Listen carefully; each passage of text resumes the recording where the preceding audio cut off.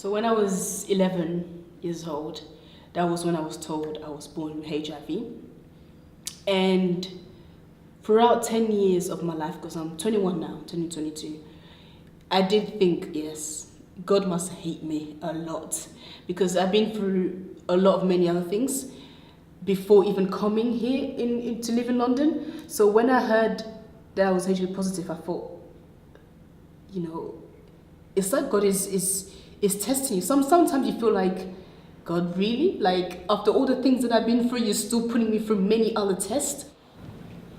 When you're diagnosed, it lands like a ton of bricks. It's like, how do you get up out of that ton of bricks and then make something, make a beautiful garden out of the bricks and plant seeds and flowers and make something beautiful from that? And it's a process, and it takes a long time, I think. You have to have your time where... And it's an ongoing process. I think that's the other thing. It's a continual process of coming to terms with HIV and new circumstances and new situations, as they present every day. It took me quite a while to come to terms with my diagnosis. And then I had to go for counselling for quite a long time as well, just to be able to accept that this was the situation I was in. And then once I could come to accept it, I would go to Christian events and go to church, and I'd look around and I think nobody here notices me, nobody sees me, nobody has got a clue about anything that I've been through, or my journey, or the fact that I'm living with HIV.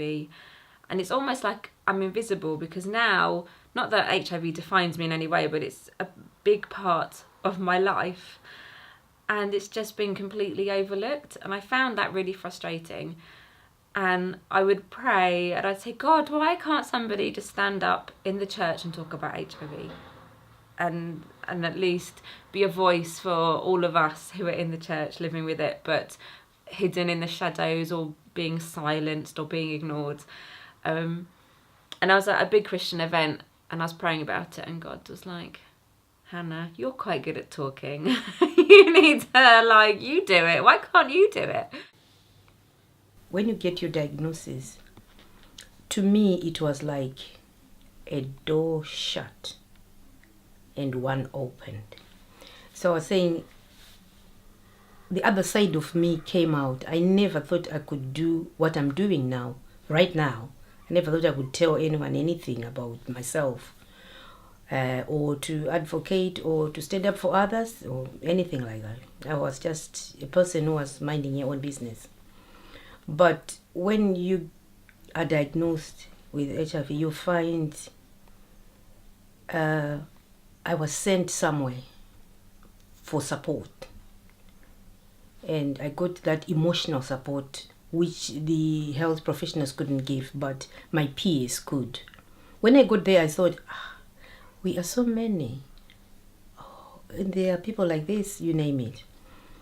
And then I took it upon myself that then I must be there for others, because these people have been there for me.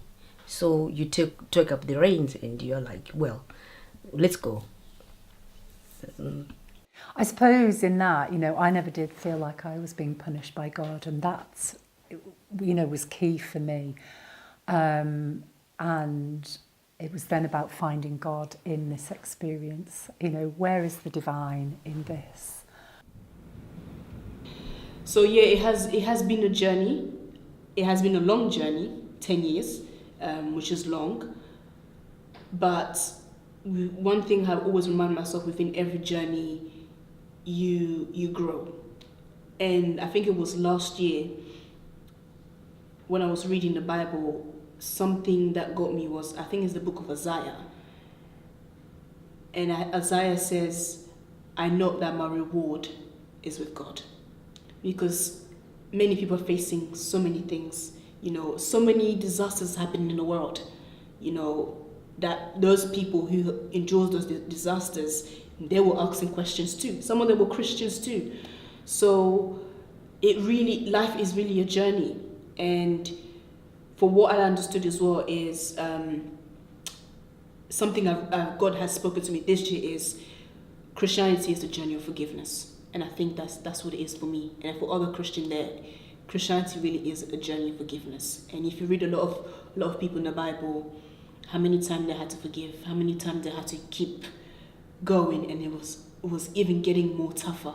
And any Christian that you speak to, there's always that element that you have to forgive somebody in your life, and I think that's what really makes you a servant of God.